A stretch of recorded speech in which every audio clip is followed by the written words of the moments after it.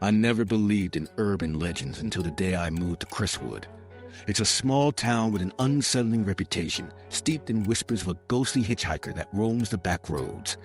They say she was a young girl, lost in a tragic accident, whose spirit now seeks rides on lonely streets. I laughed it off, dismissing it as mere folklore, a tale spun to scare the unsuspecting. But that was before I found myself alone on the road late one night, the moon a pale beacon flickering through dark clouds. As I drove, the headlights sliced through the shadows, illuminating the trees that lined the road like grim sentinels. A chill ran down my spine as I glanced in my rearview mirror and saw her, a figure in white, standing motionless by the roadside. I hesitated, doubt gnawing at me, but curiosity won out. I slowed the car, the gravel crunching beneath my tires as I pulled over, heart pounding like thunder. She approached the passenger side, her face obscured by dark hair, but even in the dim light I could sense the sorrow hanging in the air. A cold wave washed over me as she slid into the seat. "Take me home," she whispered, her voice like rustling leaves, haunted yet melodic.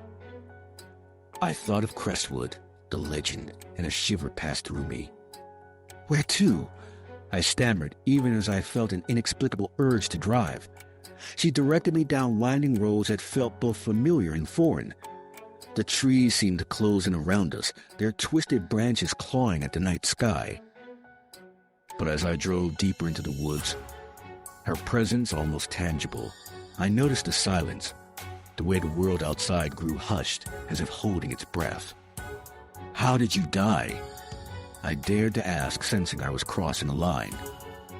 Her gaze met mine, and I was transfixed by the depths of her sorrow. "Home is where I was last seen," she replied, her tone flat, yet laced with an unearthly sadness. Suddenly, the car lurched as if pushed back by an unseen force, my heartbeat drumming in my ears. I glanced at the odometer. It blinked ominously.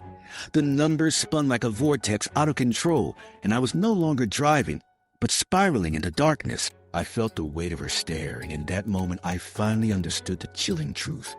Some roads are destined not to be traveled, and some passengers are never meant to leave.